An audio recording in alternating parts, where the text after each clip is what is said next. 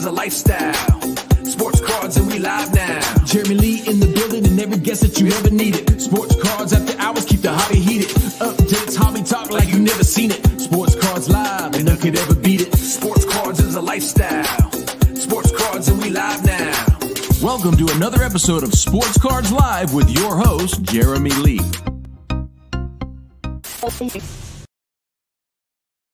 All right, everybody, welcome back to the PWCC Weekly Hockey Auction Watch Party episode. Today is January the 7th, 2024. My name is Jeremy Lee. I'm happy to have back the man in the chair to the right of me, Mr. Josh Madigan. It's been way too long, buddy. How have you been keeping? Happy New Year. Happy New Year. Yeah, it has been a long time. So excited to be back. Got through the holidays. Everyone's in one piece. So that's always a good thing. Good stuff. Good stuff. I want to say hello. We got Louie in the chat.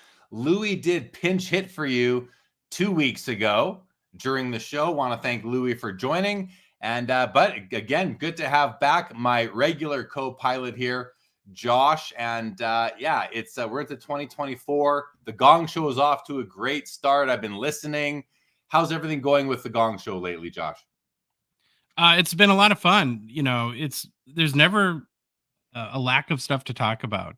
The funniest thing in the last week is I've been seeing a lot of stories around now, and I don't know if you've seen these as well, kind of, you know, surmising the hypothetical of Austin Matthews getting the goals record.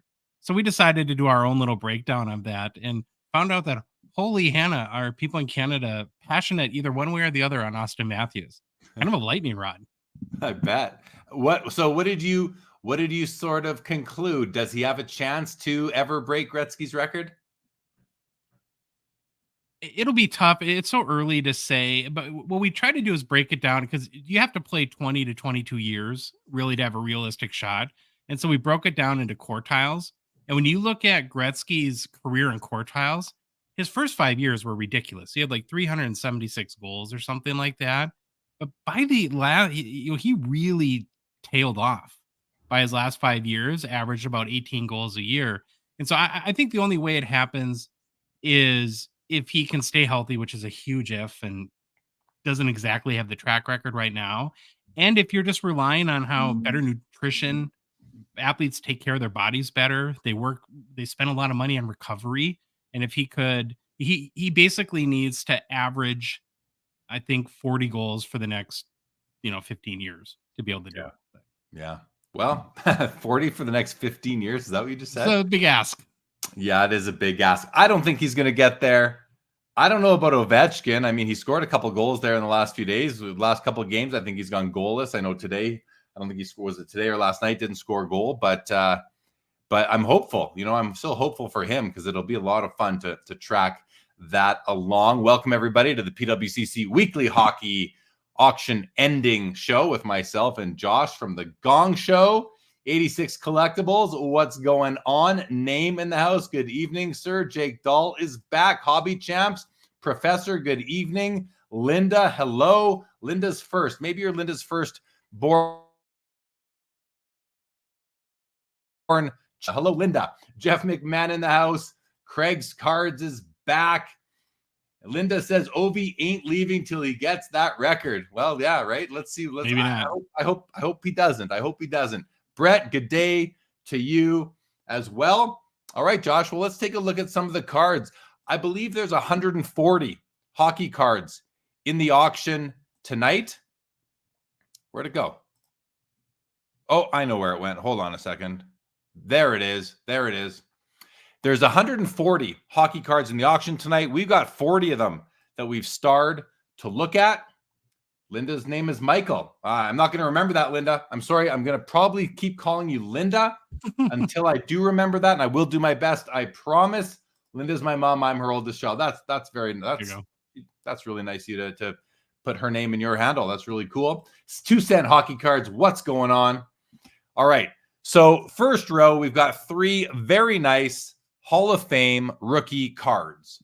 And let's go through them. Let's have a look. We're going to open up these images, take a peek at them. All important Hall of Fame rookies, starting off with the Gumper, Lorne, Gump, Worsley, PSA 8, first thing I notice about this card here, Josh, is that the borders have some toning. They are not too white. They don't look too clean.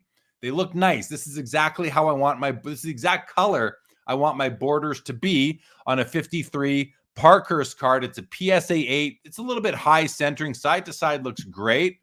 And I just love the card. I love the image, the facsimile autograph.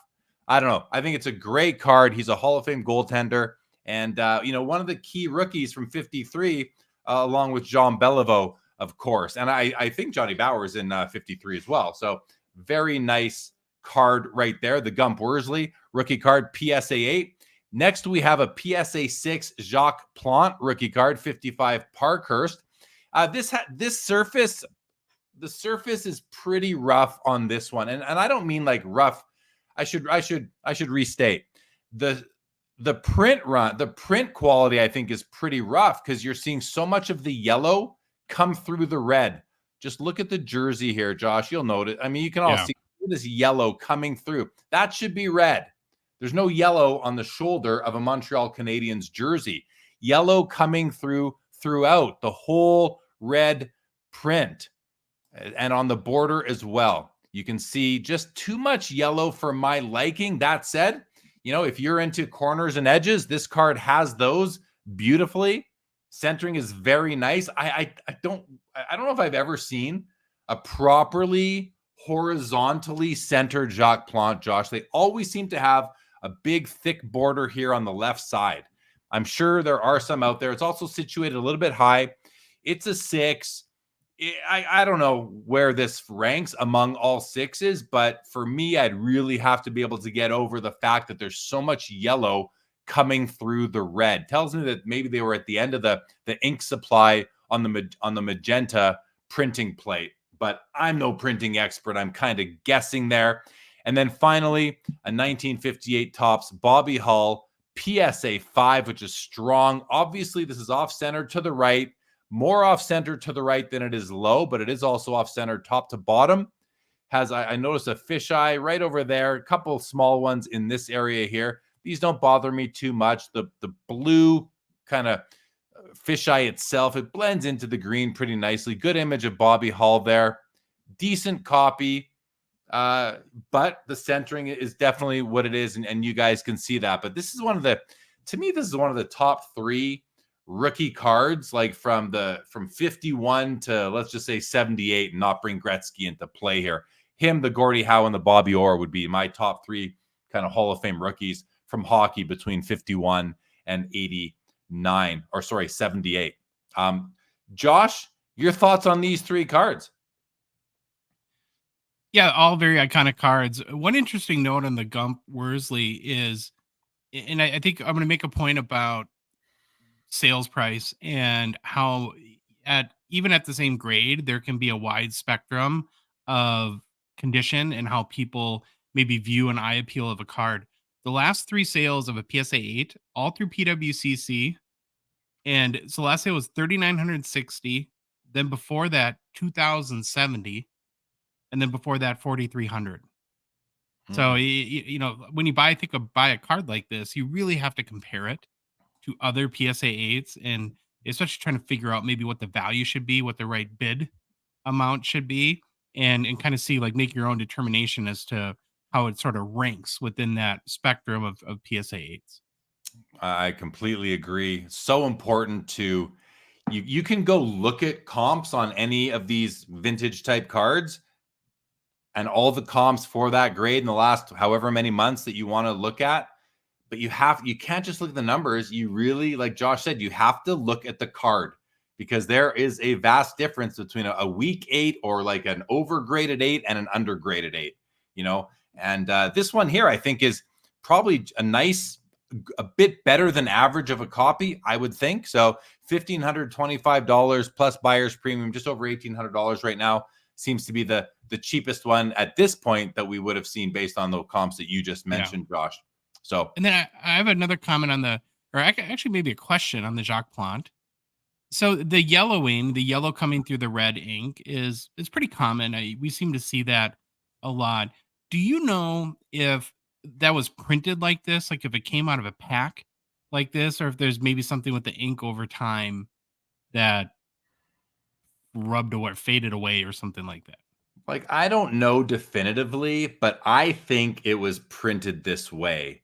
Okay. Because I also think that if this was due to surface damage, like let's say somebody took some sandpaper and rubbed off the surface of this card, I think they're going to rub off the red and the yellow at the same time. Again, I'm totally guessing, totally speculating. I have no idea. I just went to look at my copy of this card, and I mean, it's night and day. I'll just put the spotlight on myself for you guys just to see what another copy could look like. But look at the red on this copy. I mean, there's no yellow peeking through anywhere there. Like that's, and it's also a 6. It's the same grade as the one on the screen right now. And I mean, it's where this is one of those instances, I believe, where the technical grade should not impact the value or the desirability. Mm-hmm.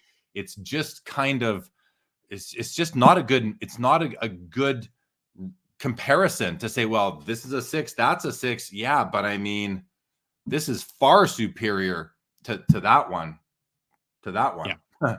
So to me, it just goes back, I think, to like what we were saying about the Gump Worsley, where to me, as I'm learning more about vintage, and thankfully a lot from you, is that the grade is almost a bucket when it comes to vintage, right? It's okay, here's like the general price band that this card would be in, but now you got to take it one step further and do that analysis and make a determination of, like you said, is it a low 6? Is it a high 6? Is it an average 6 sort of thing? Yeah, exactly. This isn't a super old slab either. So I would consider this to be on the weekend of 6s, like the bottom. To me, PWCC has their top 5, 15, and 30% stickers. To me, this would get a bottom 15% sticker, something like that. Not that you would ever do that, but that's what I would put on this.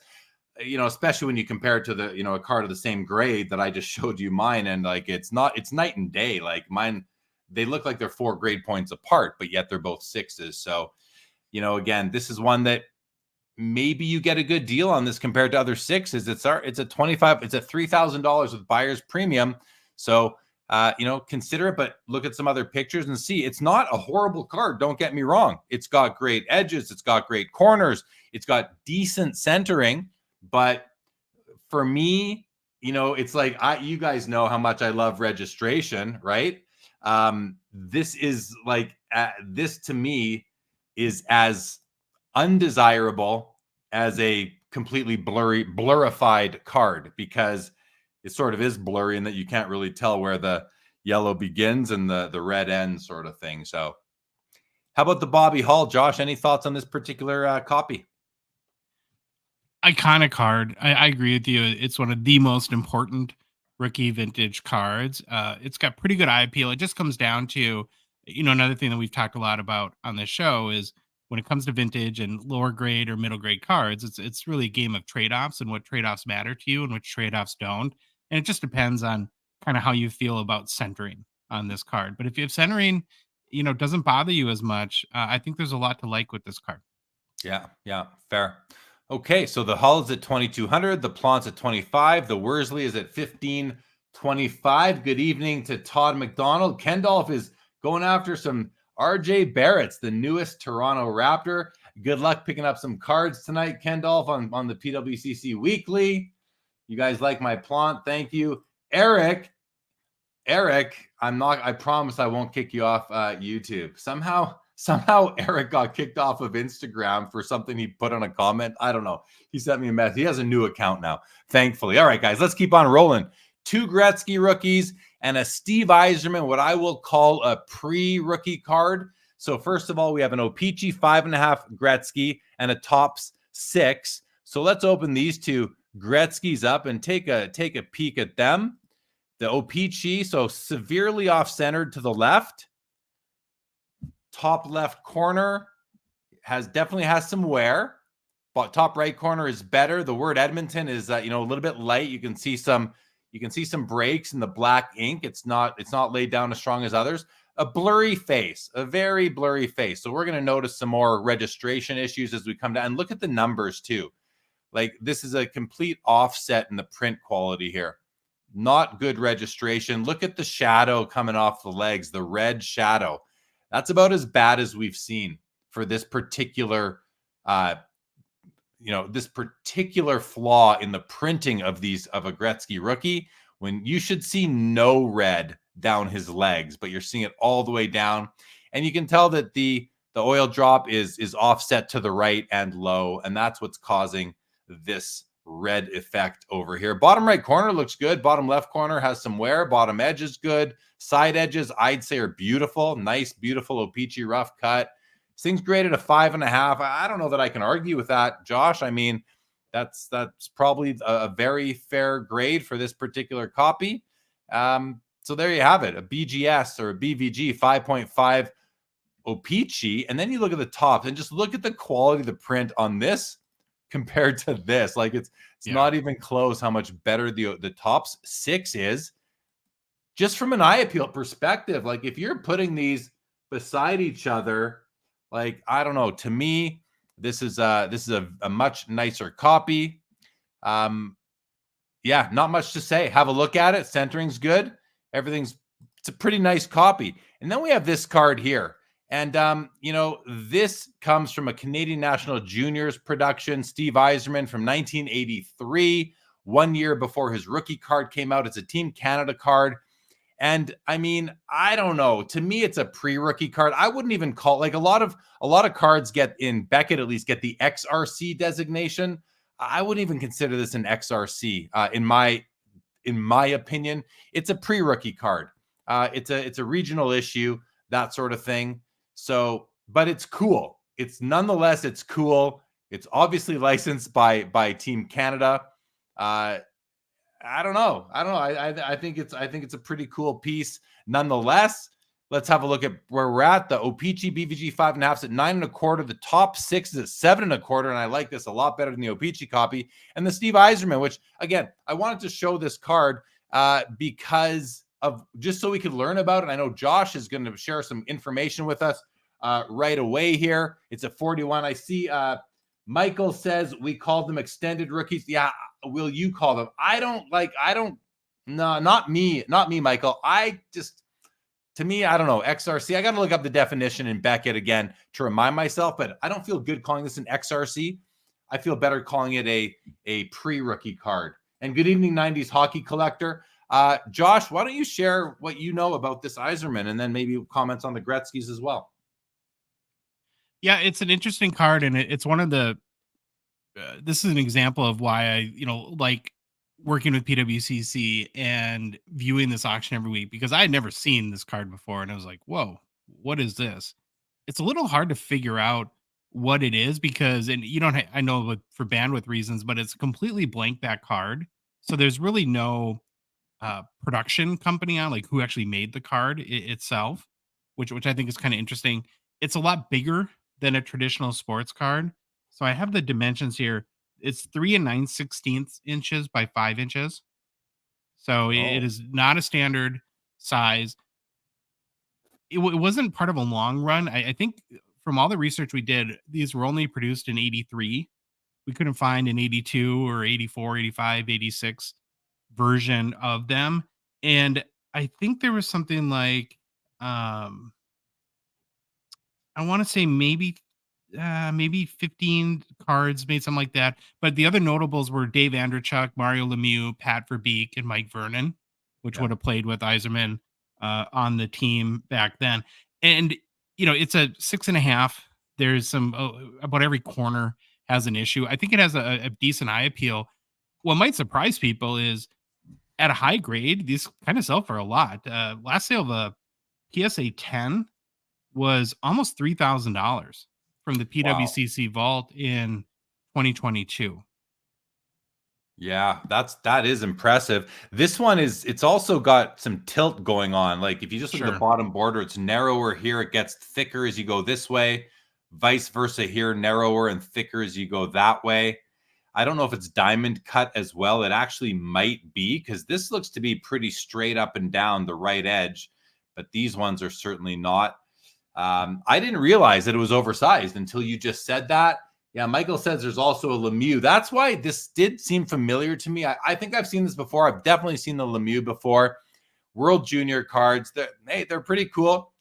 So anyway, $41 right now, plus buyer's premium for someone who wants a bit of an oddball pre-rookie card of Steve Yzerman. All right, let's keep on. Oh, Josh, do you have anything to say about the Gretzkys? I would rather pay more for the Topps SGC6 than the Beckett OPG, but that's just me.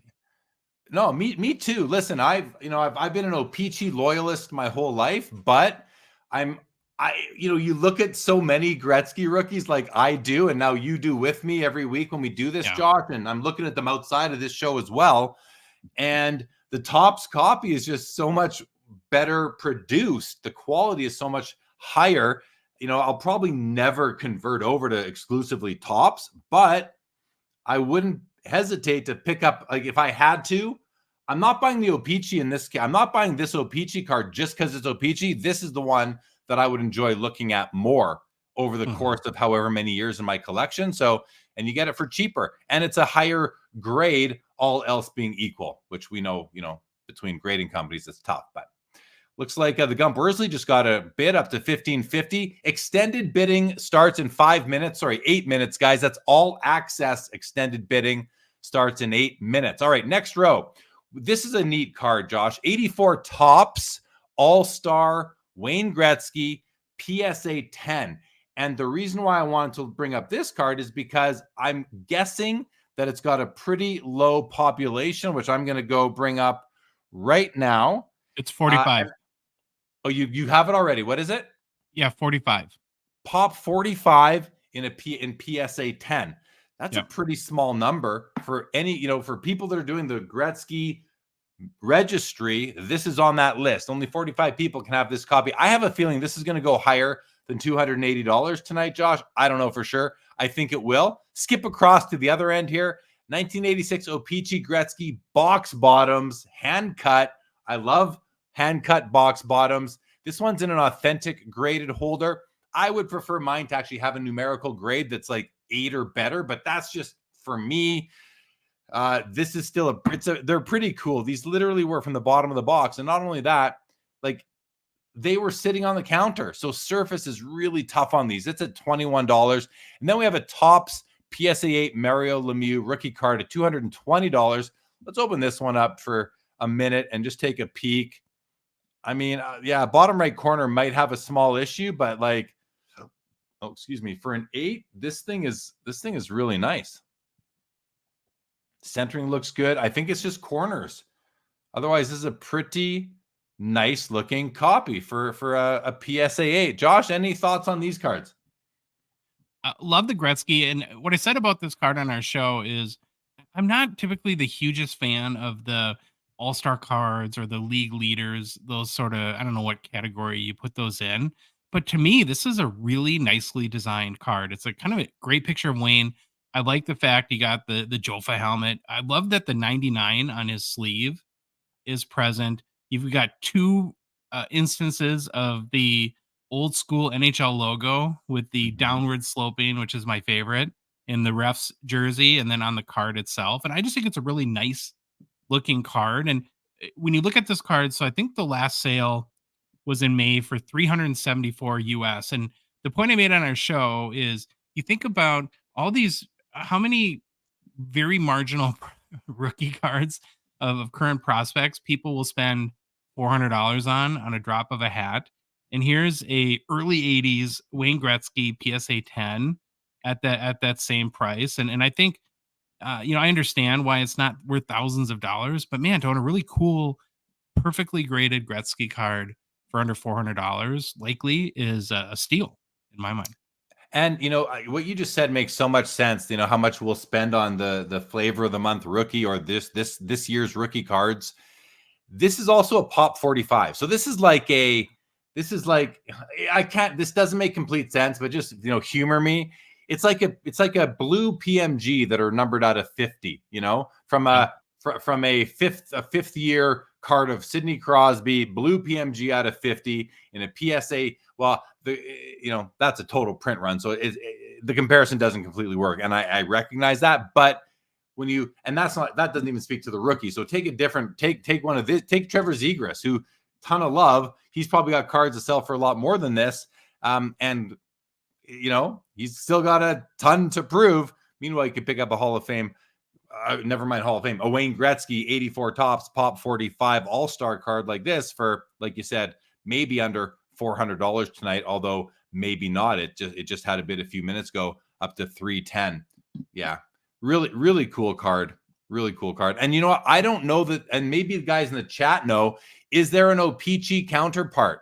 You said, Josh, you kind of said, I don't know what to call these cards, these All-Stars. I call them subset cards. That's kind of the way I look at, and that, because usually there were a few of them, right? There were a few of them. So I remember back in the day, they were referred to as subsets. I think this would qualify for that, but not 100% certain. Anything else you want to mention here? No, I agree with you on the Lemieux, man. If you ever wanted to own a pretty nice looking Mario Lemieux card and not spend thousands of dollars, pretty nice option, in my opinion. I think so too. It's the Topps copy, so keep that in mind. But it's a near mint 8. To me, it's got really nice eye appeal. Did it get a sticker? No, it didn't get a PWCC sticker. And I asked because I wouldn't be surprised if it did. Without looking at the back, it's very, very nice. All right, next row, 3 Gretzkys. I always like putting these beside each other. You've got the O-Pee-Chee and the Topps copy. The O-Pee-Chee copy would have come out on like January 1st, 1989, while the Topps copy would have come out a couple months earlier in 1988. So they had a chance now to get Gretzky on the ice to do a photo shoot to put on the jersey, whereas the Topps copy came out first and was a photo from the press conference after the trade that made all of Canada cry, myself included. Legitimately teared when I watched this on the news. I remember it vividly. I love this card. To me, this is one of those rare instances in the 80s where the Topps card is better than the O-Pee-Chee card because it's just reminiscent of that moment, which was really important. So we're $16 here on the O-Pee-Chee. We're 23 on the Topps. So right now, at least, the market agrees that this is the more desirable card. And then we've got the 1990 base card of Wayne Gretzky. Now, this is not a card that we'd usually look at. It's a $13. It's a PSA 9. But I thought, you know what? I just want to point out, I almost want to just rant for a moment here that PSA puts the error on the flip, which on the label, which I think just totally takes away from the overall appeal of this as a unit, the card in the slab. Just put error if you have to put anything, but 1,302 assists, not 13,102. I mean, most people know he could not have scored 13,102 assists in his career up to this point. I just think it's like the Messier error where they put it on there. I wish PSA wouldn't do that. This is an important card though. Like, this is the base card. This is the one that will be part of the base card registry run for PSA. I'm eventually going to pick up a copy of this. I just want, and like, I think it's an uncorrected error. I don't think that there is any other option but this 13,102, which I think, and if that is the case, if I am right, then just put nothing on there. Who cares? I just want the darn card. It's on the back anyway. So that's my slight rant about this card. It's kind of the last, in my framework, it's kind of the last O-Pee-Chee Gretzky card that I'm interested in for my Gretzky run. So mentioning though, Josh, your thoughts on these 3 Gretzkys? Yeah, it's kind of funny how you're mentioning the 88 copies and how it signifies, of course, him leaving Edmonton. I've been watching and listening to some interviews of him lately where he talks about, number one, how hard it was to leave Edmonton. But what really has stood out to me in those conversations is how critical that move was to growing the game of hockey and increasing the popularity in the United States. And it makes you wonder, if it didn't happen, what would the game, would that have stunted the growth of the game at all? Because not just in the state of California, of course, when he went to LA, but it was a big deal for him to come to the US. So in a way, it was maybe a necessary move for really the overall health and growth of the league. I think that's a really astute point. I think it makes a lot of sense. I don't think we have teams in Arizona, Tampa, Miami, without him. San Jose, Anaheim. Well, San Jose might have been in the works by then, but Anaheim, like I just don't know that we have those teams down there without him going there and sparking interest in hockey. Michael tells us Gretzky has like 9 cards that year. Yeah. Good evening, Jay-Z. Good to see you, buddy. 2-cent Hockey Card says there is no peachy of the Gretzky All-Star card. Thank you. We're talking about this one right there. Thanks, 2-cent, for confirming. 2-cent. Hobby Champ says if it's an uncorrected error, why even mention the error? Yeah, exactly what I was thinking. This next comment is funny from 86 Collectibles. Gretzky still looks shocked he got traded on the error card. Yeah, he does look a little bit like, whoa, where am I? What's going on right there? And Hobby Champ says, I think 1990 O-Pee-Chee is the last time the base, tops, and O-Pee-Chee sets were linked by design. All right, interesting. I can't confirm or deny, but can't deny either. All right, 3 more box bottoms, guys. 3 more box bottoms. We had the 86 Gretzky box bottom right over here, $24. And then now we've got the 1990 box bottoms, 3 of the biggest stars of the time, Gretzky, Lemieux, and Steve Yzerman. The Gretzky is a PSA 6. The Lemieux is a 7. The Yzerman is a 4. These are all under $20 right now. But I just love these things. I just think they are so cool because, Josh, to me, these are their rarest cards of the decade of these players. Like, there just are not enough copies out there. Never mind this. Mario Lemieux's 85. He has a rookie box bottom Mario from 85. That, to me, one of my favorite cards in my collection. They're so cool. They're so low population. Now, I kind of hesitated when I said they're like my favorite cards because they're cards, but they don't come out of the factory as cards. They come out as panels, and then you actually have to cut them yourself, right? Or get someone to cut them for you. I'm okay with that. I like them in these. I like them in the PSA slabs. They look great. I love box bottom cards like that. I've got the Lemieux rookie, and then I've got I think 2 or 3 Gretzky. Oh, no, sorry, not Gretzky. Howard Chucks. I got all the Dale Howard Chuck box bottoms as well. And they're just really, really cool low pops. Where do you sit on the box bottom train? I think it's cool. And it's one of those things that brings me back to my youth because I remember seeing them on the bottom of boxes growing up. Oh, I have a question for you. Have you ever cut one yourself? Well, I have, but not old ones. I've cut like the more recent O-Pee-Chee products because Mike at Eastridge, I'll go in, he'll have some boxes, he'll like give me a couple of them, and I'll just take one of those guillotine paper cutters. Yeah, like the McDavids and the Crosbys. Like, I have, and the trick with it is you want to leave a little bit of evidence that they are box bottoms because otherwise they can mislead people to think they're pack pulled. So, and I know that.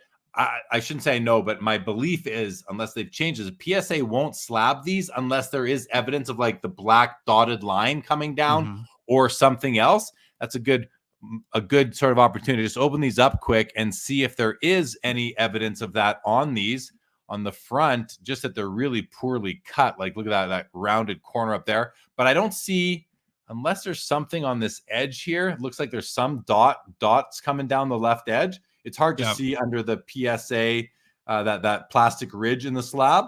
Let's take a look at the Mario. Yeah, this is just, look at the cut. I mean, it bows in over here. Like, I think this one looks like it was cut with scissors. The bottom edge looks really straight. And actually, if you zoom right in on the bottom edge, you can see a small bit of white coming along the bottom, I believe. And to me, that's what PSA wants to see. The Yzerman, you can see a bit of it along the top, something that indicates that, this isn't a smooth blue all the way to the like full bleed blue. So maybe there's a bit of evidence left on these. So to me, I don't want them scissor cut. I want them guillotine cut where they were held in place and you've got nice square 90-degree corners and all that. I kind of like the blue borders better than the white that was in the regular set. Because it's just different, right? Maybe that's it. And let's face it, Josh, the blue borders, like, do you like them because you think they're aesthetic? Or do you like them because they're kind of funky, goofy, different. Like, to me, it's that. It's not because I think that the blue looks great with the black, yellow, or red going, in order of the inner border. I just like it because it's so 80s. It's just so different. Even though it's 1990, I guess. Okay. Probably designed in the 80s. Designed in the 80s, released in the 90s. There you go. There you go. All right. Next up, some more modern stuff. We're into 1995. Upper Deck Be a Player, Wayne Gretzky auto.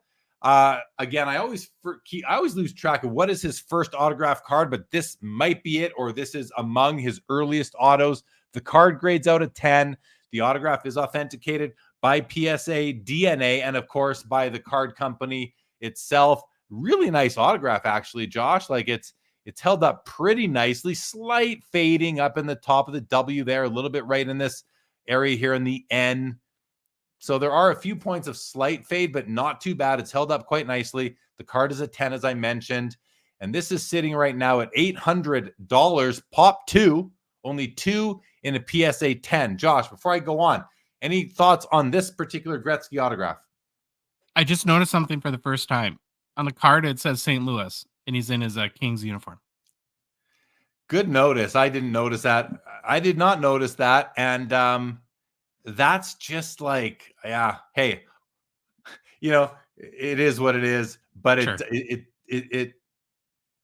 I don't like that. I just don't like it, Like, it's not going to stop me from wanting the card or picking it up, but it's just kind of throws you off.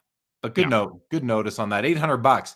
So next up, $22 for a PSA 9 1995 Upper Deck Daniel Alfredsson rookie card. And the reason why I wanted to look at this one was because there were no Young Guns in 95. So this is called a Star Rookie. That's what they called the rookie cards this year. I guess Upper Deck was toying with, are we going to continue with Young Guns or not? So they call this a Star Rookie. But this is basically the Young Guns. So if you're someone who is building a complete set of hockey rookie cards from Upper Deck Flagship and you think you can only buy Young Guns, there are a couple years where you're going to maybe buy a Star Rookie. And this is one of them. And Daniel Alfredsson is an all-timer. Like, he is a wonderful player, class act, played. Did he play? Did he go to Detroit at the very end? I think he went to Detroit. I believe he played like almost his whole career with the Ottawa Senators. So just a cool rookie card of a player who deserves respect from hockey fans. Any comments on that, Josh? Yeah, it is a weird era for rookie cards, that mid 90s through the early 2000s, where they didn't seem to have a solid strategy as to what to do with rookies until they kind of went back to the Young Guns format. I think this is a big card, especially for Ottawa Senators fans, where he's one of the legendary players for that franchise. And so definitely appreciate it. Yeah, definitely. And then a 1998 O-Pee-Chee Chrome Yager. Now, this is just a base card, just an O-Pee-Chee Chrome base card, but it's a PSA 10 Pop 1 of the legend Jaromir Jagr. And I just thought it was cool to look at. Nice image of him digging in, using his strength to make sure that the puck belongs to him. I'm not sure who this opponent is on Carolina, number 5. Be cool if anyone knows who that is, just for fun. But, again, a card we wouldn't usually look at, except for the fact that it's over $100 and it's a PSA 10 Pop 1.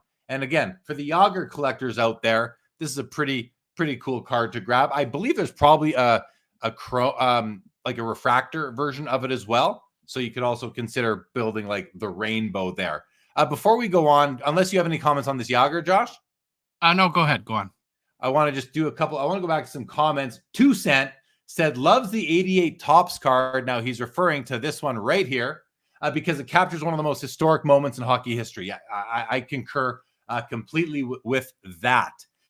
Michael, Linda's First, tells us that the box bottoms, the borders are not white and the backs don't have numbers. They are lettered. And that is correct. The backs in this year, well, in most years, even I know in the Lemieux rookie year, it's like letter L or something. They didn't put numbers on the back of these cards to help distinguish them from the cards that would have come out of the packs. as well. Hobby Champs is 94. Be a Player was his first auto. This is 95. So this is a second year Gretzky autograph, as Linda's first also informs us. 1 year with Detroit for Daniel Alfredson. That's what I thought. Thank you, Jeff McMahon. Hobby Champs tells us 95 Young Guns were in Collector's Choice, I believe, the Shane Doan year. Right on. Okay, I did not know that. The image on the Yager looks like a 50s era card. Pretty sweet. There you go. Oh, Jay-Z, the number 5 on the Yager is Merrick Malik right there. Merrick Malik. Oh, but Joe Sacco says, is that Caberlet?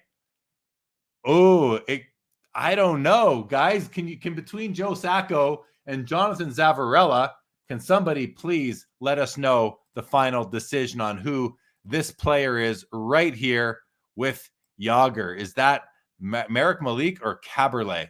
I don't know. It's Malik, says 86 Collectibles. It's Malik. All right. We're going to go with that for now. All right, guys. Next row, couple of Gretzky's, a 1999 Upper Deck holographics PSA 10 Wayne Gretzky. Really cool looking card. I could see this coming out in a product today. I think it actually did. I think Upper Deck did an insert of this and extended a year or two ago. PSA 10. Josh, do you happen to know the population of this card? I don't. I can look it up really quick though. Yeah. Why don't you go? Thank you for doing that. You got the serial number there handy for yourself? I'll pull it up. Okay. And then we got a 2000 SP Game Use Tools of the Game Gretzky. This is just a jersey card, but it's an old one, year 2000. It's basically his 4th year that he had jersey cards. It's a Pop 3, none graded higher in Beckett. It's sitting at $80.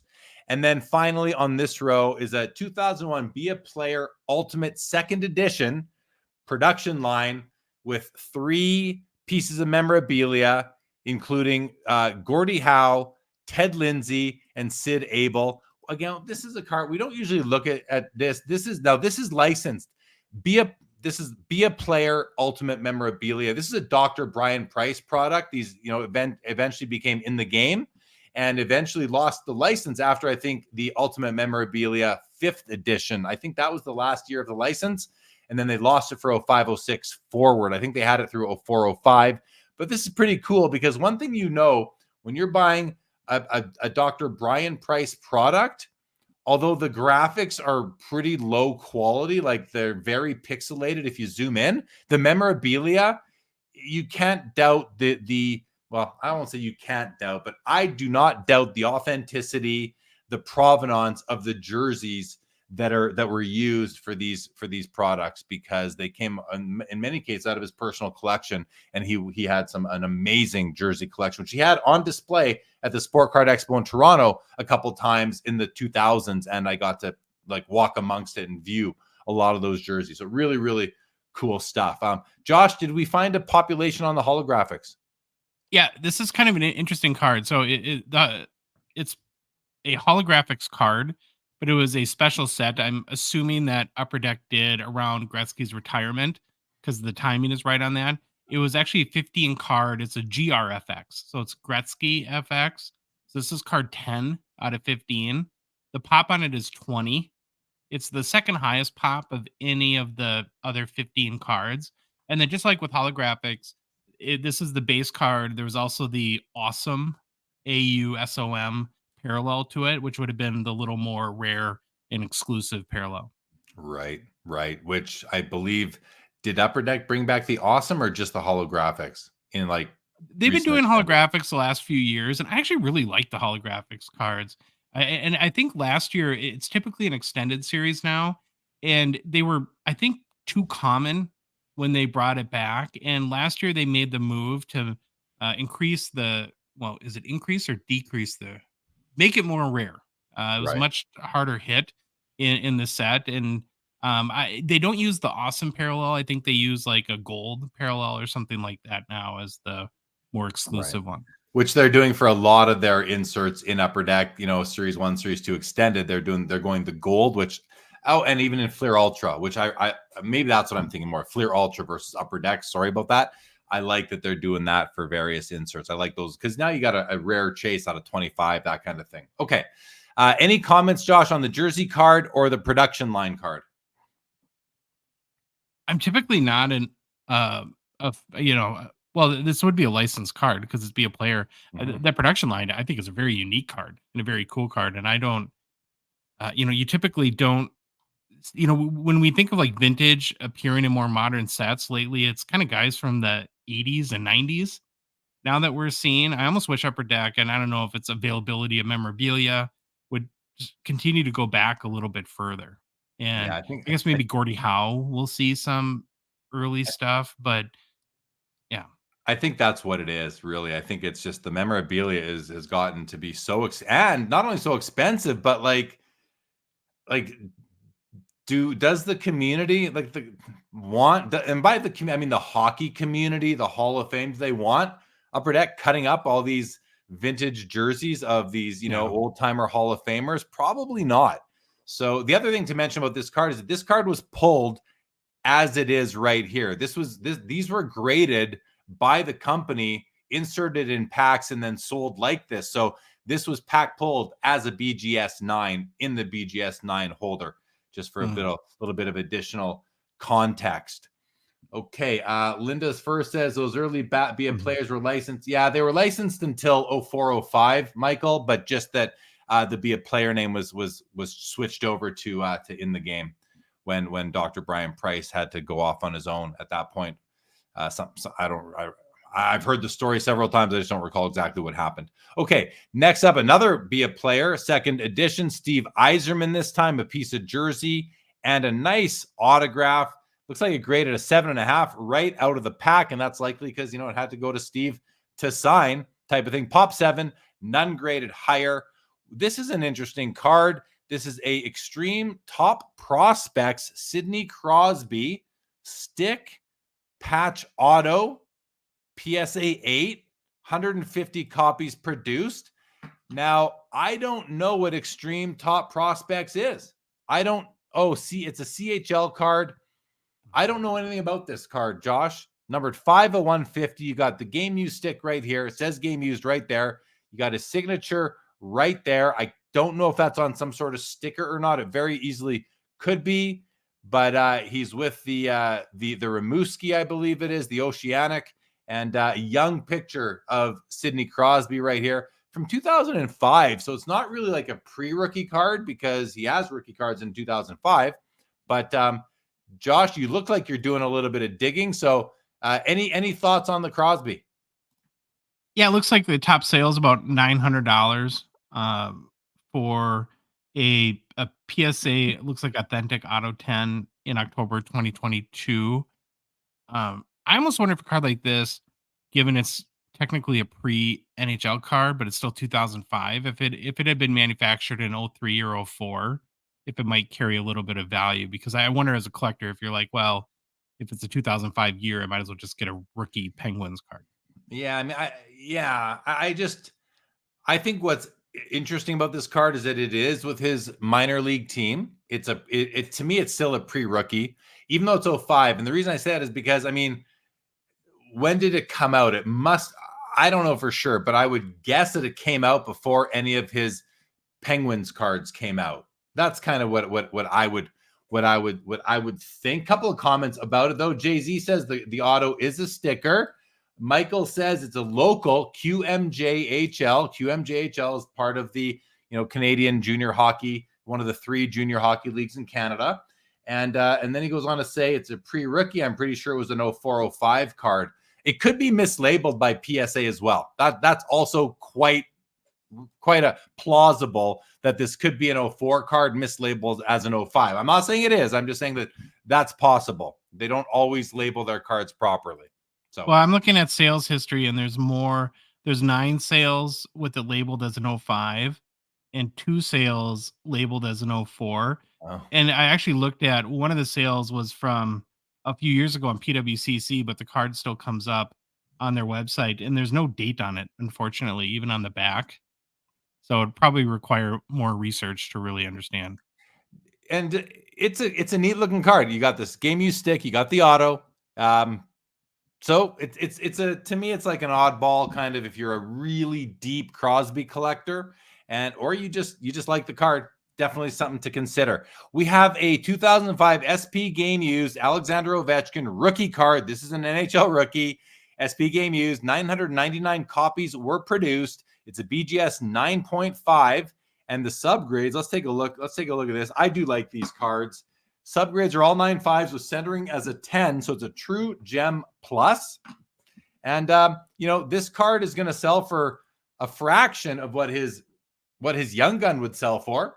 This is out of $999. The Young Guns is out of 25 to 500,000, maybe more. I don't know, but there's a fraction of these made compared to those, and you're going to get it for, a sixth of the price, maybe a fifth of the price. So, but listen, I'm not saying that the market is wrong. The market prefers the Young Gun that much to the SP Game Used, at least right now in our history. Will that change moving forward? I don't know. I personally, for myself, I think it will, but I could easily be wrong. Josh, what do you think? Yeah, I think it's a cool option. I personally, I've never really made up my mind if I like the kind of the robotic sort of design of the card from that year. I know people really love it, so that's just a personal opinion thing. And I totally agree that if you're looking for alternatives to Young Guns, even though I think it's more of an issue when you get to McDavid. The pops are still decently low in 2005 for both Crosby and Ovechkin, but it's certainly going to be a lot lower than his Young Guns, and really a fraction of the price there. I mean, these typically go in the $800 to $1,100 range, where the Young Gun is like $3,000 to $4,000 or so right now. 4 even. Yeah, that's a PSA 10. So I don't know the Beckett factor into that too. You'd have to kind of do the conversion math there. All right, let's have a look at a PSA 10 Young Gun, Nathan MacKinnon. He's having a great year. I saw a stat the other day that he was the highest scoring player in all of calendar 2023, which I thought was pretty cool. Pretty cool when we always talk about a season that McDavid's winning the Art Ross Trophy every year with the most points, but MacKinnon won it for the calendar year, and there's no award for that.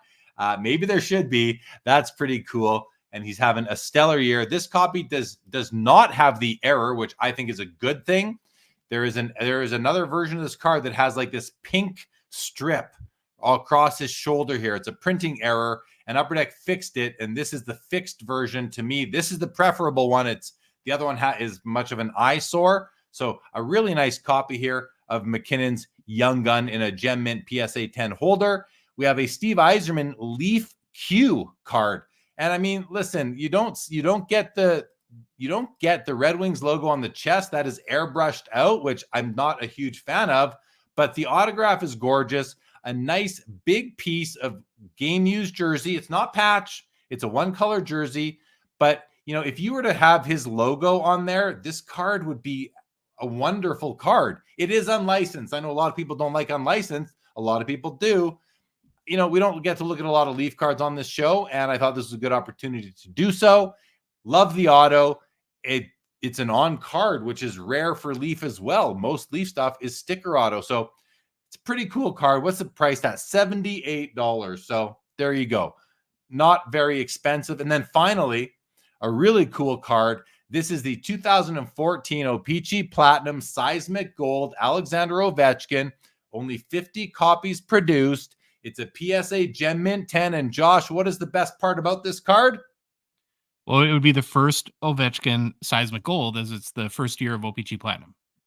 Right. I mean, to me, that is that, we like firsts in our hobby, right? We like rookie cards. We like the first jersey cards, the first this and the first that, the first auto, all these things, the first PMG. This is the first Seismic Gold. That is significant to me. I believe that is significant. What about you, Josh? I do too. And it's a pop 2 as well.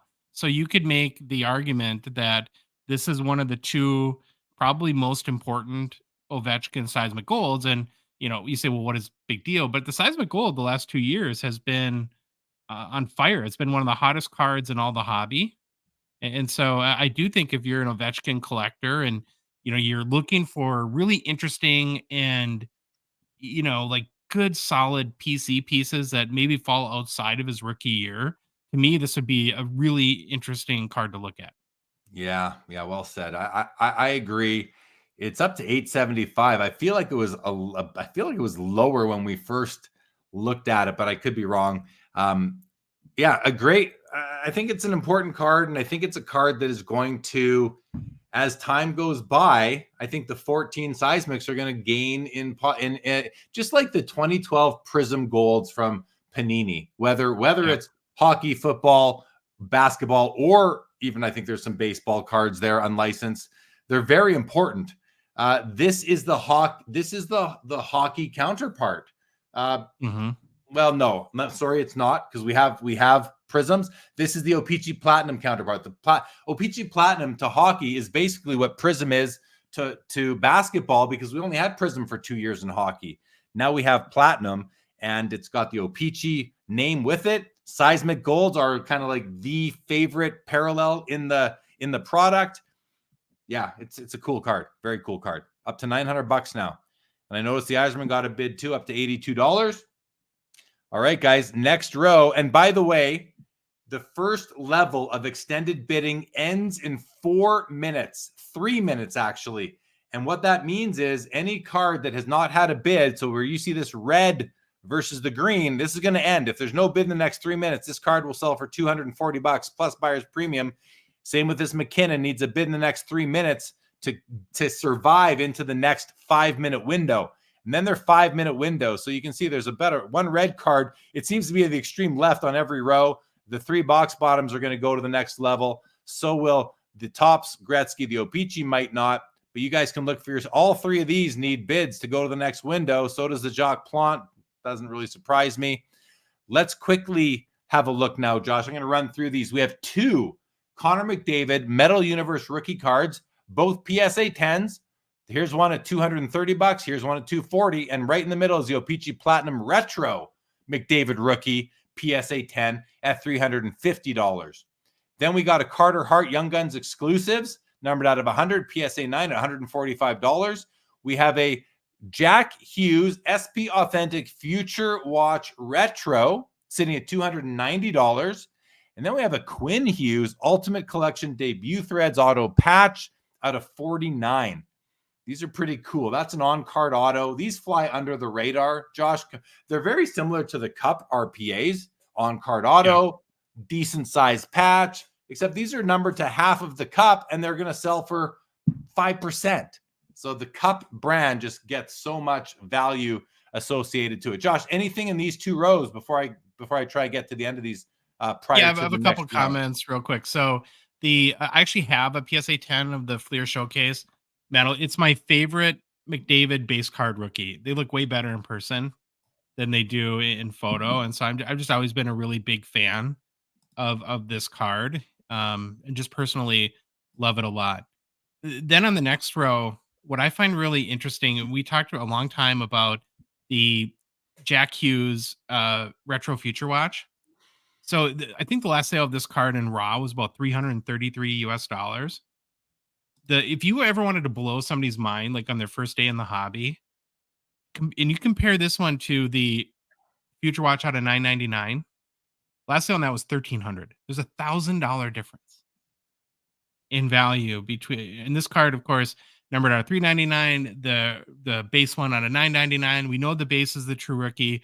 I totally understand all the nuances and reasons why, but it's still hard to get over the fact that there's $1,000 difference. And so I go back to, if you're excited about Jack Hughes, you want kind of a cool card for your collection, he's sort of getting priced out of your budget, this might be a good option. I think you're right. You said if you wanted to kind of blow the mind off of somebody who's new to the hobby by showing them that, like, how do they make sense of this when the only really distinguishing factor that you can point out to them on the card is that this one is numbered on the back with letters and the other one is numbered on the back with numbers as part of the base set. Only the numbering convention is really different, along with the design, of course. This is a recycled design, and I think that does hold it back Yep. as well. I'm getting tired of all these tribute cards and retro designs that they're doing. I don't think they will, but I would like them to stop. I'm not collecting anything that's like that except for a very select card that I do like, but it's a really cool card nonetheless. I think it's a great option. So yeah. And at the end of the day, Josh, like you said, this is out of 400 and the other one's out of 1,000, less one. Well, that's a 60% knock on the print run. 60% fewer of these than those. That's a big number. We're not talking 10% or 15, 60. Yeah, and I agree with you. All things being equal, I'll take the base Future Watch. But again, you go back to the $1,000 difference in value. It just makes this seem like a really good value for an exciting young player. And then I totally agree with you on the debut threads. Kind of under the radar rookie patch auto, and Quinn Hughes has been as hot as could be over the last couple months. Pretty cheap RPA of could be the Norris Trophy winner this year. Yeah. All right. Next up, we have a Jack Hughes Ultimate Introductions autograph in the NBA hold. It does say minimum size, so they must have measured it to be a little bit smaller than a normal card. And I don't think that is anything nefarious. I think it's just cut short at the factory. It's at $130. There is an on-card auto there. It's sort of hard to see, but let's zoom in, and there it is in silver ink. Doesn't look too bad there. I'd like to see that card in hand to get a better idea for it. Quinn Hughes, PSA 10 Young Gun, sold for $234, and we have a Connor McDavid Jambalaya PSA 10 at $2,100, population 3. And then 4 cards left, guys. The Alexis Lafreniere Future Watch Auto at a $9.99, raw at $125. He's having a good season, guys. He is having a good season. We have a Jaromir Jagr SP Signature Legends Gold Auto Spectrum version, sitting at $210. It's Jagr, everybody. I don't need to say much more than that. And the Cole Caulfield Raw SP Authentic Future Watch Auto sold for $504. And then finally, we have a Brady Tkachuk Ultimate Material Signatures out of $49. Not a rookie card, $33. Now, it's a one-color patch. It's an SGC 9.5. But, a lot of Senators fans out there, a nice Brady Tkachuk. I think I would prefer that there were more colors on that patch. But guys, it's at $33. I don't think you can grade for $33 a card like this, although don't hold me that. Maybe you can. Number 2 of 49. Josh, any comments on these last few cards? Yeah, a couple. First of all, on the McDavid Jambalaya, again, that this is another example of the first Jambalaya for McDavid. The thing that listen, whoever owns these cards, it's your card. Do whatever you want with it. And I don't know if this has kind of crossed your mind as well, Jeremy. For card being a pop 3, how do we see this all the time? I would love, because I'm a big fan of Jambalaya, I would love for these to go away for a little bit and just to stay. And so hopefully whoever buys it tonight, my wish is that it's a PC card and not a flip, because I just feel like we've seen this like 6 times already since we've done this auction. And I think that that it's an important card for the Jambalaya brand in hockey. And I just don't love how frequent it's being sold, if that makes sense to you. Yeah, it does. So it does. Now, are you talking about the PSA 10 that we've seen a bunch of times, or have we seen? I think 9? so. Yeah. Have we seen the achievement version as well? No, we've seen this one, I think, a number of times, because I remember it specifically. And then the Jagr, I think, is an interesting auto. You don't see maybe a lot of him in the Rangers sweater. What I think hurts his card are 2 things that may have affected the price. Is that his auto is so big, it kind of bleeds into the other areas of the card.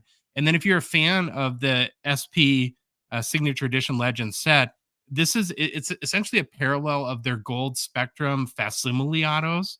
And I think that I don't like those cards. I love everything about this set, but I think that when the main base card is a Facsimile auto, and then you have the real auto, it kind of clouds that whole vibe a little bit. Well, okay, so it has sold for $210. I hear what you're saying. I did notice some edge issues with it as well. Guys, 3 seconds here, and then this is over. So it looks like this Lafreniere, let's let this thing update. Lafreniere sold for $150. Brady Tkachuk's going to go for another 5 minutes. We saw those ones already. The McDavid's up to sold for $2,520. The Quinn Hughes did $234. The Jack Hughes Ultimate Introduction sold for $156. The Jack Hughes Retro Future Watch does $360. The Quinn Hughes Ultimate RPA out of 49 does $126. I mean, that's highway robbery right there. I feel like so two of these McDavid, Josh's favorite McDavid base rookie, one sells for $300. The other one is still going. So there could be another bid or two coming on that one. These are both red. So both of these cards need bids to get into the next window.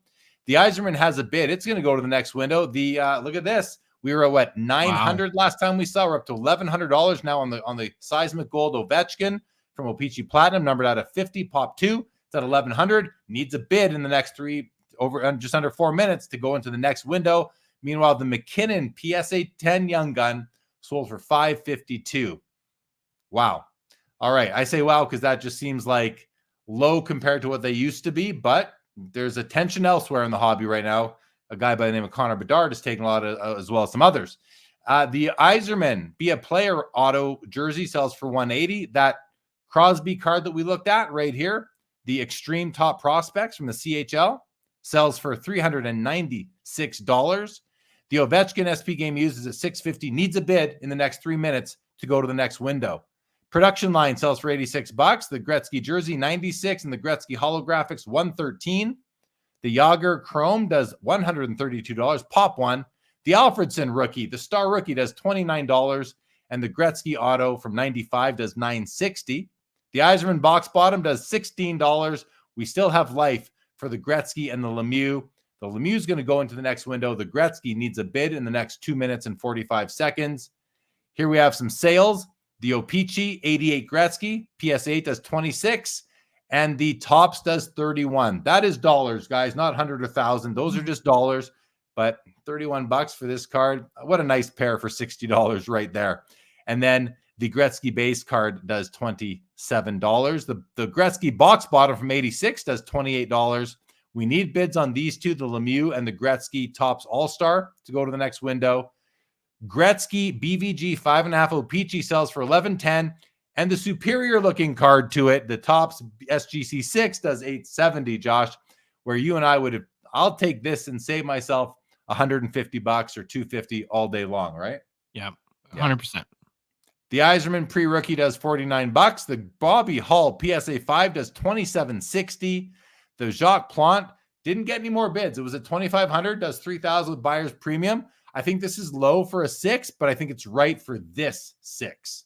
Yep. And the Gump Worsley is at $2,000 and is going to go into the next window. John, I'm going to hit refresh, put the sold cards to the bottom, push the sold cards to the bottom, and let's see where we stand. Well, I have an interesting McDavid Jambalaya update for you that can't wait to get. So since April, it's the 7th time tonight this card is sold in the PWCC Weekly. This exact copy? Well, I don't know if this exact one of the 3, but there's only 3, right? It's a pop 3. So I wasn't like, high or anything like that. No, we've seen this car all the time. That's hilarious. Just how close you were. Your memory served you well there that we have seen it a lot. 7 times we've seen it. There's 3 copies out there. What that tells me is that the buyers aren't, well, one of 2 things, because there's obviously things we can't think of, but either the buyers aren't collectors, they are literally investing to flip or for whatever short term they're trying to do, or they were collectors who just made some tough decisions and decided to sell the cards. I mean, maybe it's a combination of both, or it's just the former, where it's just people that are trying to get in and out of these things. I don't know. Tough to say. 25 seconds from this window ending. We need bids on the Gretzky, the Lemieux. Gump's going to go. We need a bid on Ovi here. Mario and Gretzky are going to go. We need bids on, let's sit here on the Ovechkin and see that gets a bid right now. Gets a bid. It's going to go to the next window. This McDavid's probably going to sell. Yzerman's going to go. Let's see what happens in the next few seconds. If the O-Pee-Chee Platinum Retro gets a bid, doesn't look like it did. It sold for $444. Oh, look at this, $270 now. So this copy in PSA 10 is going to outsell the one down here that we already saw sell tonight. Right here, this did 300, and the one that's still alive is already at 325 or so. So this one's going to keep on going, or at least it's going to go for at least a few more dollars than the first one went for. A quick note on the OV, Jeremy, is that all-time high for any copy of this card was 900 for a BGS 9. So we haven't seen one of these PSA 10s then? No. Yeah. I could see this going for a lot more then. If a BGS 9 did, well, you said 800, this could easily do 900. 2 grand. Yeah, 900. Yeah, how this could easily do 2 grand if that's the case. Okay, so the Carter Hart sold for $180. Seems reasonable to me. Ovechkin SP game used BGS 9.5 rookie at a $999 does $780. The Lemieux PSA 8 Topps rookie under $300. You can get a Lemieux rookie in a PSA 8, and the Topps Gretzky All-Star from 84, the PSA 10 Pop 45 does $492. Let's refresh one more time. Push the sold cards to the bottom of our screen and see how many cards we have left tonight. We got the Gump. We got the 2 box bottoms right there. We got the Yzerman auto, the gold size McGretzky, the McDavid Metal Universe rookie, and the Brady Tkachuk. Everything else is sold. We're down to 7 cards, Josh. And we've got 3.5 minutes here. The professor jumps in and says, this does not make me a card bro, but perhaps a box bottom bro. You picked up the Gretzky 86 box bottom. Professor, very cool. Nice pickup. We are definitely, if you have a box bottom out there, we are box bottom bros. There you go. Nice pickup. Nice pickup. Just a cool card. And what did that set you back? It couldn't have been much, right? What the $28? Yeah, why not? Why not? Have some fun out there. Good stuff. Josh, what's going on? What's on your mind? The Gretzky Topps All-Star all-time high sale there. Oh, at $492. Very cool. Very cool. Very cool. All right. Hobby Champ says, darn it, I only win like $20 for the hockey this week. What did you win, Hobby Champs? Let us know what you won. And anybody else, if you're watching and you bid on anything or you bought anything, let us know what you bought. It's always fun to keep track and see what people in the chat are picking up on these weekly shows. All right, so where are we at here? 2 grand on the Gump, needs a bid. $26. I wonder if, Professor, if you're going to pair it up with the 1990 box bottom here. Maybe the Lemieux too. I don't know. I'm just thinking out loud here. You could become the box bottom. You could become Professor Box Bottom. The Yzerman jersey auto is going to go to the next window. It's at $94. Gold Seismic, Josh. I think we're going to see a bid on this one. Robert Mallow, Psycho Bob, picked up the Carter Hart. Nice pickup. Nice. I thought that was a good price. You said it was serial number 1? Well, that's awesome. I love that, by the way. To me, that's really cool. Congrats.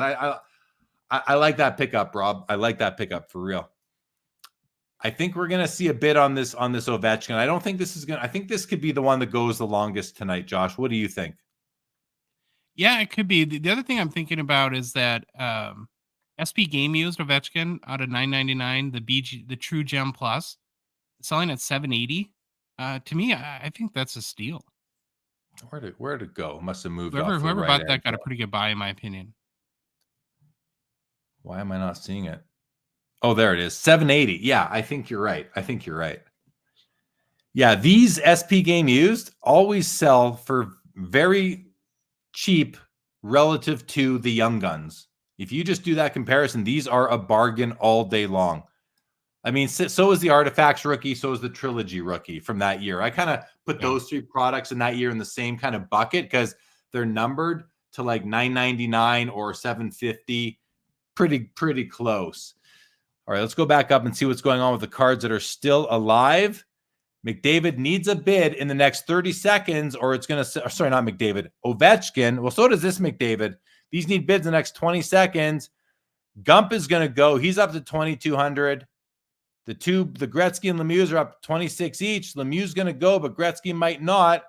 There is the bid. It just came in. $1,275 now on the Ovechkin. Again, I'm not surprised. I think we have a ways to go still on this one. And the Professor picked up the production line card. Nice pickup. Nice pickup.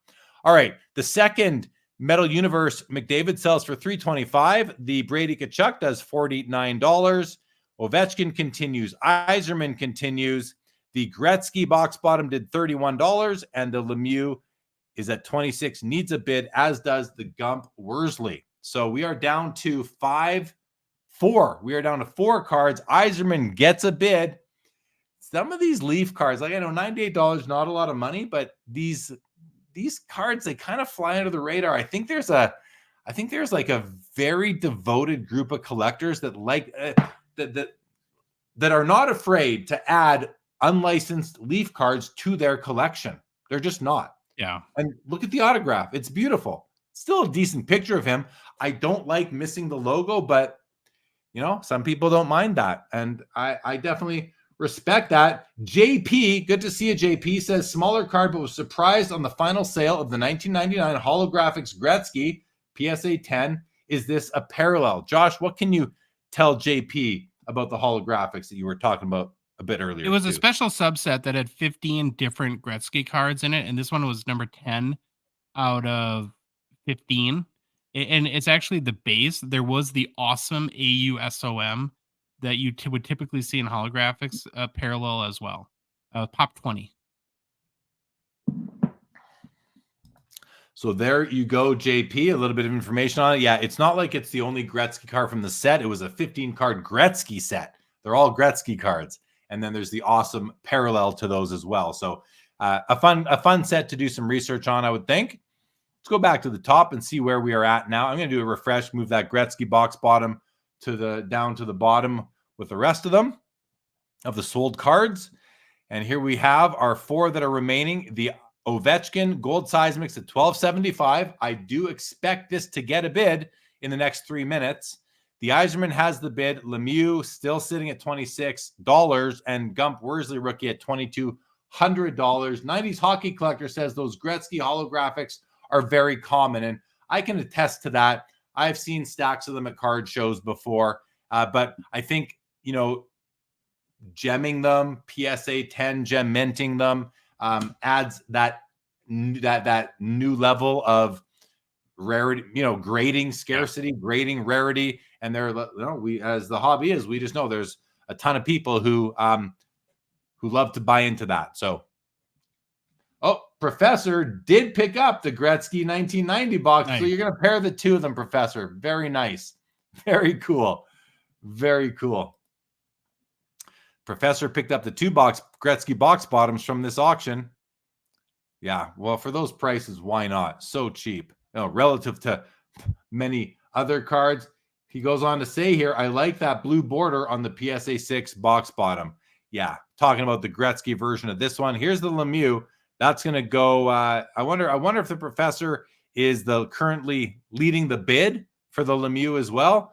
Be cool to put the Lemieux and the Gretzky together, but if not, I'm sure there'll be more opportunities at some point. Ovechkin, we have 90 seconds to get a bid in on the Ovechkin gold seismic. Josh, I want to talk to you about gold seismics for a second.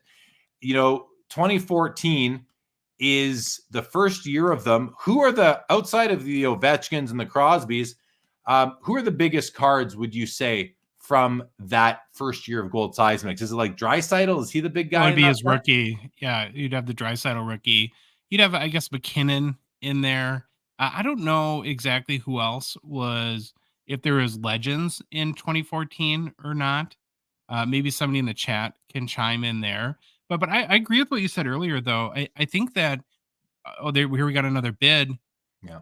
That 10 years from now, or even now, I mean, you can really make a legitimate claim that this is an important hobby card, right? Because it's, a key player. It's his first seismic gold, and it's the first edition of the seismic golds. And, we know how important those are. And the only thing that I've been thinking about a little bit with Platinum is with the production issues they had in the 2021-22 release. It was either late spring or early summer of last year. Really kind of, I think in some ways, slowed the momentum of OPC Platinum. They were horribly off-centered, and it's an expensive set. And so if you're buying a box and you get a big hit that's 90-10 centering, it was kind of a buzzkill. And maybe to some degree that because I don't think seismic golds have been quite as hot over the last 3 or 4 months as they had been. But I still think is a card that stands the test of time. I do too. The bid came in with about 10 seconds left. So all 4 cards actually got pushed into the next extended bidding window of 5 minutes. So we'll see what happens here. They're all red at the moment, meaning no bids yet, but 4.5 minutes to go. So we'll see what happens with those. Michael says the Gretzky card set was part of Upper Deck's Year of the Great One, where they would put an insert set dedicated to Gretzky in any product that came out in the year 1999, late 98, 99 sets, and early 99, 00 sets. Really cool information there, Michael. Thank you for sharing that with us. The professor picked up the 1990 O-Pee-Chee Gretzky PSA 9, the error card. I don't know why we're calling it the error card, just because it's so prevalent on the PSA label. Nice pickup, Professor. That's a card I'm eventually going to pick up a copy of as well. Chuck Clement also calls out Pasternak in 2014, as well as Draisaitl. So was McKinnon's rookie year 2014, or was he 2013? 2013. Yeah, I can't believe we forgot Pasta. The guy's had a crazy last 3 years, but he's one of those guys, kind of like McKinnon, that you just not. We talked about McKinnon on our show. And again, I throw Pasta in that same category. When you think of like the elite in the hobby, it's so easy for Crosby, Ovechkin, McDavid, and Austin Matthews to roll off the tongue. And then there's that next kind of layer of guys that you just, for whatever reason, they just don't come to mind as quickly. And you'd have like McKinnon, you have Pasta, you have Kucherov that just put up crazy numbers. And they just, whatever that kind of magic hype thing is, they just don't have it to the same extent as the other guys. Yeah, no, I hear you for sure. Hello, T-Dot. Welcome to the show. Good to see you. Been a while. All right. So what's going on now? The Lemieux box bottom has got a bid. It's up to $29. The Gump is up to $2,400. Needs a bid in the next 2.5 minutes. So does the Yzerman Auto at $98. And so does the Ovechkin. I think we're going to see bids. I mean, I don't know. I think the Lemieux is probably getting close to where it's going to sell for. Same with the Yzerman. I could be wrong on that one. But the Gump and the Ovechkin Gold Seismic, I can definitely see getting some more bids. Josh, let's keep talking about O-Pee-Chee Platinum for a second, especially as we wait to see what happens here with these cards. I made the comment that Gold Seismic is kind of like the favorite parallel in the hobby in O-Pee-Chee Platinum, and it's out of 50. There's also a parallel out of 25, usually, I believe, the Orange Checkers, and then you've got the parallel out of 10, the Emerald Surge, and then of course you've got the Golden Treasures 1-of-1s. Now, do you think that because golds across the whole hobby, all sports, are so important, merely Prism golds and all that, are they so? Is the Seismic Gold out of 50 a more valuable card than the Orange Checkers out of 25 and or the Emerald Surges out of 10, simply because they're gold? Or are they even more valuable, more important? How do you rank them? I mean, can we only go by the production run, or is just the color, the beauty of the color itself, does that come into play when we're assessing the importance of those three parallels between each other? I think there's no doubt there's something magic with the color gold in the hobby. I would say it's the most liquid color. It may not be the most valuable, but I think it's the easiest to sell. Like if you're a dealer or you set up at card shows, you're going to have a real easy time moving gold cards. I think the name Seismic Gold is a really strong card name. And I think in the case too, that the fact that it's out of 50 is helpful in a way too, because it's not so exclusive that it's impossible to get, but yet the print run isn't so high that it feels very common either. It's like, in my mind, that perfect number, right? Yeah. Where it still feels rare, but you can get one if you really want one. And I'll give you like an example Hold on one sec, Josh. I just want to, we got the clock here. There's the bid. The bid just came in on the Ovechkin with 8 seconds left. It's going to go to the next window. The Gump needs a bid. Looks like Gump and Yzerman might be done. Let's see what happens here. Let's let it update. All right, so the Gump Worsley PSA 8, beautiful copy, does $2,880. The Yzerman Auto from Leaf Q, 2014 Leaf Q, does $117. The Lemieux is pushed into the next window to $29, and the Ovechkin got bid up to $13.75. We are in the last 5-minute bid window, you guys. After this 5-minute window ends, they are 1-minute windows, so it goes pretty quick. We're down to 2 cards anyway.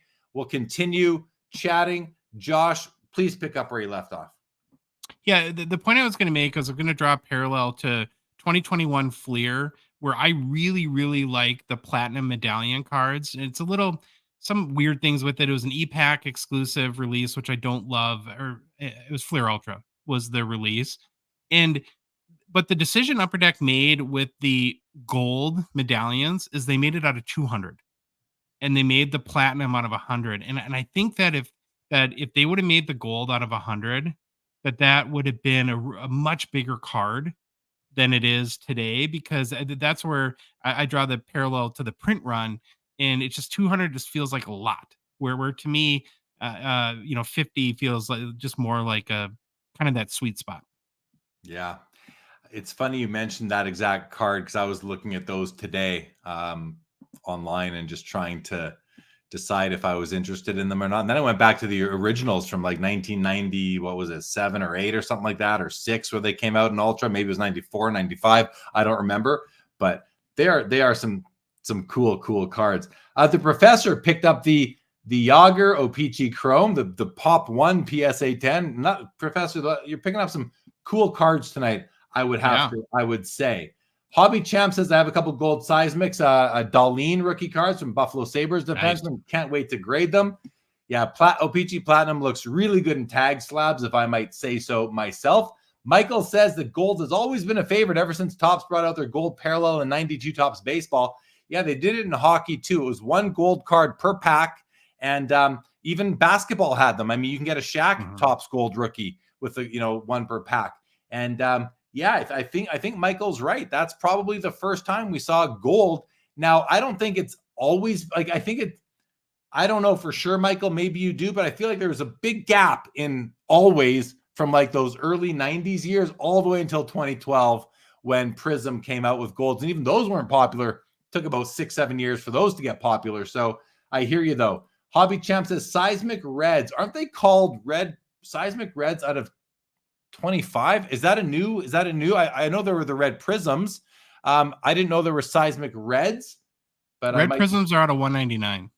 Red prisms. I don't know if there was something particular with the 2014 set. Now, usually there is a seismic gold. The auto parallel is out of 25 in seismic gold. And the other thing is that they do the retro parallel with its own parallels. And sometimes they are different than the base set. So there could be something in there as well. 86 Collectible says Crosby Seismic goes for about 2,500. Which one? The 2014 is what he must be talking about, because I've sold some of the other ones. Professor picked up the Yager. Professor says the 2020 Upper Deck, the Cup Quads Gold Stall Aho. I don't know if that's a gold card, Professor. It is as far as the cup goes, but it's when you get into the patch cards, I think it's a bit different. I think they're looked at differently than like a simple 35-point type of card. Hobby Champs isn't exactly sure. Something red and out of 25 and 86. Yeah, the Crosby gold seismic from 2014 is the big one that 86 Collectibles was talking about. Guys, we're down to 47 seconds, and there is the bid on the Ovechkin. It came in a bit earlier this time. Wow. Came in with 40 seconds left versus 8 or 9 seconds left. It's up to 14.25, and the Lemieux box bottom is at 29. It needs a bid. So we will see what happens. I like Emerald Surges personally, the green ones. I have a few of those in my collection. I also like the retro Houndstooth out of 25. Yeah, those are cool. You know those ones? Yeah. Oh yeah. Platinum, O-Pee-Chee Platinum. It just has so many cool cards that you can do a series. You can do a whole set if you want. Do the Violet Pixels. I don't even think they're numbered and they're beautiful. Like there's a lot there. All right, guys. Looks like the Lemieux has sold now for $35, and we are left with the Ovechkin. We are in the 1 minute windows. We'll see what happens here. We'll definitely go for a few of them, see if this thing's going to sell in the near future. But one person dropped out. Fat Armpits says, I dropped out of the Ovechkin seismic bidding a while back, but decided to pick up the McKinnon tonight instead. Sometimes you got to shift gears on the fly. Yes, you do. I don't know if that's not such a bad, pivot to make from Ovechkin, an all-timer, guaranteed Hall of Famer. He's got the resume and everything, to McKinnon, who's going to have he's already got a Stanley Cup. He's a great player too. Can't find fault in that move, Mr. Fat Armpits. Studio Sports in the house. Good evening to you, sir. Good evening. Oh, look at Studio Sports. You did this just to me. If you look at his avatar on our screen right now, that is a card that I recently moved to our friend. Studio Sport. Oh, it's nice. Over. Didn't even notice it, and it ended. The Ovechkin ended for $1,710. Studio, you distracted me. That card in his that Crosby, that's a card that he just received from me in the mail this week. Nice to see it there. Josh, sorry for cutting off, but the Ovechkin gold seismic is done at $1,710. Seems like a pretty good price to me. What do you think? I think it's a very strong price, and I'm going to be really curious. I'm going to do some research tonight. I think my hypothesis is this could be the highest selling non-rookie seismic gold to date. I'd be really curious to get the answer to that question. And then I did look up Crosby just as a comparable, and I can't find in card letter sales history now. Sometimes it misses stuff. A 2014 that's ever sold. The highest sale that I see is a 2015 that sold for $444. That was a PSA 10. So a year later. Yeah, and I think as far as like the Crosbys go from the 2014 gold seismics, I do know I forget the gentleman's name, but there was someone doing the run of Crosby golds, and I think I know that he was buying some privately. Like he came by my booth at the Edmonton Expo, so there could easily be an undocumented sale of 100%. That could be, who knows, $2,000, $3,000, maybe. Don't know. Yeah, but in any event, $1,710 for a 2014 O-Pee-Chee Platinum Seismic Gold Alex Ovechkin out of 50, Pop 2, PSA 10. It's nice to see there's some confidence in some hockey cards right now, and not all cards are created equal. This is certainly a very special card. The Professor picked up the Mario Lemieux right here for $35. Professor, you are definitely the Professor of box bottoms now. Professor Box Bottom. Studio says it's not a rub in the face. It's a proud parent moment. Yes, and listen, I will look at that card all the time, Studio Sports. It is such a beauty, such a beauty. I'm going to miss it for sure. Professor says, to celebrate RJ Barrett's trade to Toronto, I picked up 2 rookie card Prism Silver PSA 10s tonight. Congratulations to you on that. Rob Mallow says, what do you guys think of Young Guns and Goodwin Champs this year? It's a 2022-23 hockey design. So I'm not even aware of these yet, Robert. That's the first I've heard of them. I guess what you're telling, he says, interesting seeing them in other sports with Young Guns. So what I guess Upper Deck has done, as they do a lot, is they take the concept and they're now applying it to Goodwin, which is a multi-sport product. What do I think of that? I have less of a problem with that than I do with always going back to old designs, like for retros and tributes. So I don't really mind it as long as they just come up with an original design. That's my number one request, or at least keep the design consistent throughout the hobby year, and then change designs in the next year, please. Josh, what do you think? That's a little bit of a preview of our show tomorrow, because we talked about this a little bit and showed some pictures. Yeah, it's like an unlicensed CJ Stroud or some baseball players in, kind of what you typically see in Goodwin Champions. I can't stand it. And it's a little hypocritical too. I get it, because, like I'll like some of the 03-04 exquisite tributes, right? And that was a basketball design that they Upper Deck, as you kind of have already mentioned, moved into hockey. And so I'm talking out of both sides of my mouth there, but I just think that the whole the brand of Young Guns is very specific and exclusive in my mind to hockey rookies. That listen, I'm gonna get over it. It's not like I'm gonna cry myself to sleep tonight, but I just don't. It feels gimmicky to me. Yeah.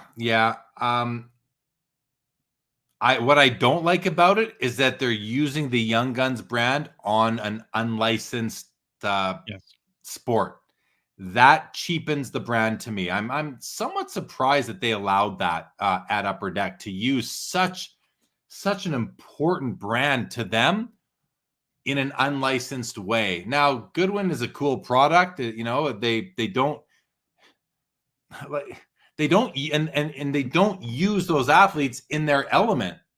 I don't think they're always kind of pictured outside of the sport that they play, wearing a suit, walking down the street, sitting at a table. I could be wrong on this, but I believe that's the case.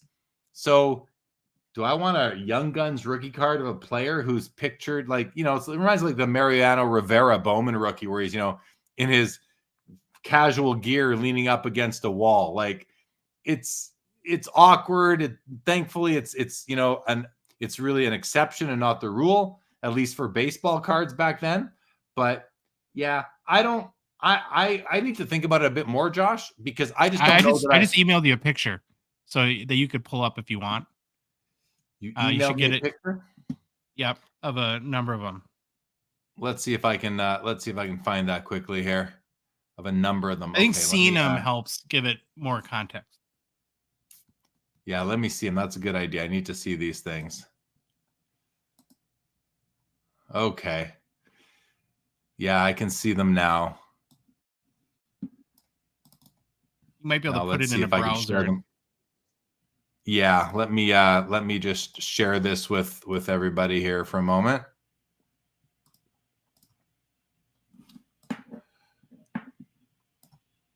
Okay, so here's the picture we have, and you see Dylan Cruz here, and then the other guys in behind. So we're not seeing much, except that they're actually really nice. Like they look good.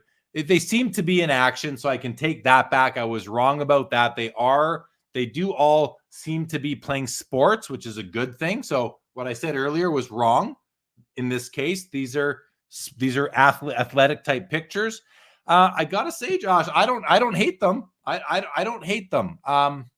They're not that bad. They're Young Guns. I kind of like them. I don't know. I might be completely converted.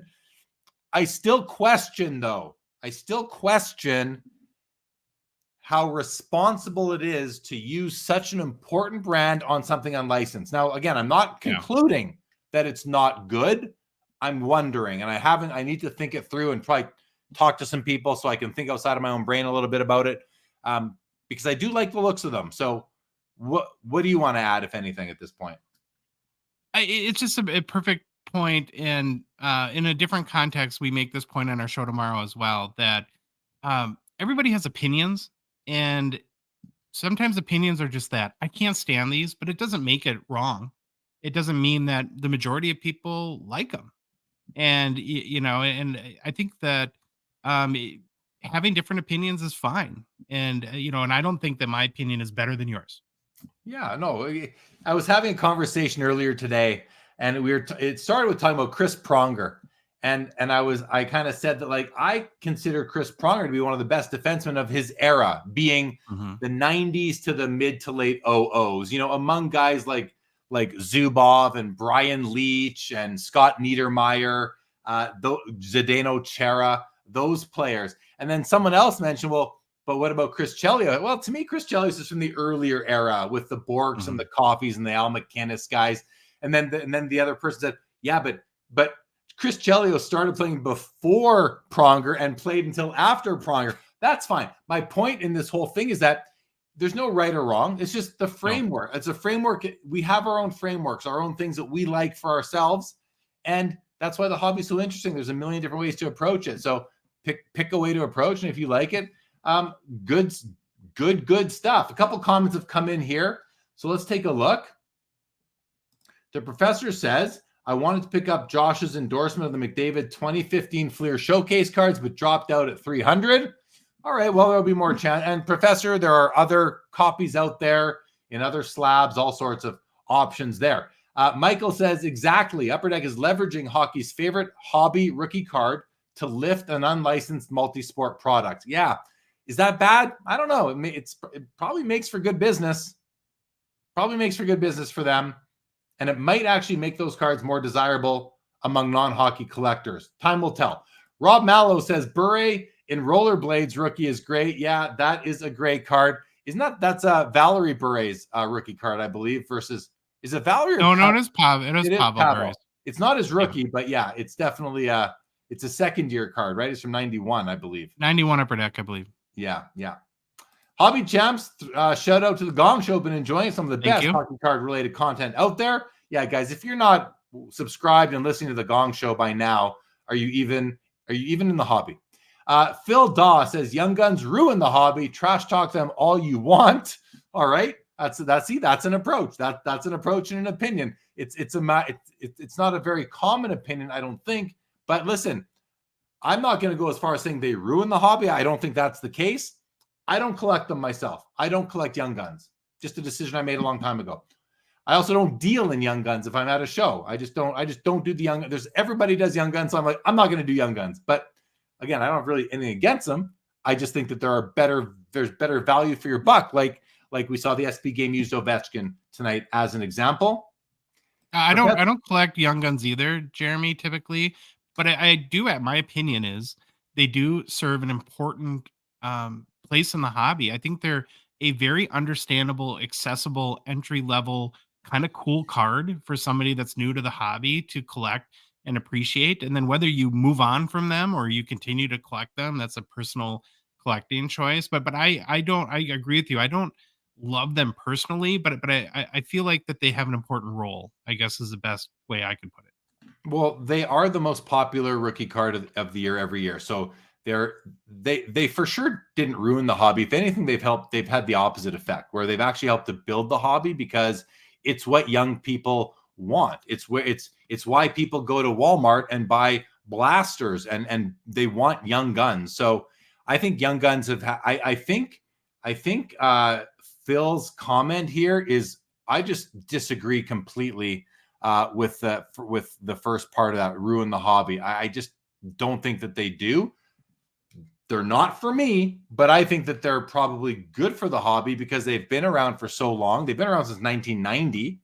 Young Sergei Fedorov was a Young Gun. Yep. So I think they're good for the hobby. And I also think that they're an entry point. Like you said, Josh, whether you stick with them or not is up to you. So T-Dot wants to know, what do you guys think about O-Pee-Chee Premier Jagger with the insane pop count, beautiful card, insane pop count. Says the price has been steadily falling. Supply and demand. It's simple economic theory, and it applies to the hobby for sure. All right, Josh, you got an episode of the Gong Show coming out in a few hours, 6 hours or so from now. Yep, 3 a.m. All right, guys. Well, that's going to wrap it up for this week's edition of the PWCC Weekly Hockey Auction Ending Watch Party. I want to thank everybody for joining us. Check out the Gong Show this week. My episode of Sports Cards Live last night with Rex Morgart was an awesome episode. We looked at unopened packs and vending machines. If you haven't watched or listened, it is out on podcast right now or on the YouTube channel. Check it out. It was a fun episode. Even through my technical difficulties last night, it was a really fun episode. Definitely check it out. Professor, thank you so much as always. Name, good to see you, my friend. 86 Collectibles, thank you there. Hobby Champs, good to see you, buddy. Guys, that's going to do it. Josh, I'll let you say goodbye, and we are out of here. Have a great night, everyone. All right, guys, have a great rest of the week. It is Sunday night. Have a good week. Monday is upon you. Thank you, Rich Goring. I see it. Linda's first. Thank you so much, guys. We'll see you next time. Phil Dog, good night. This episode is over.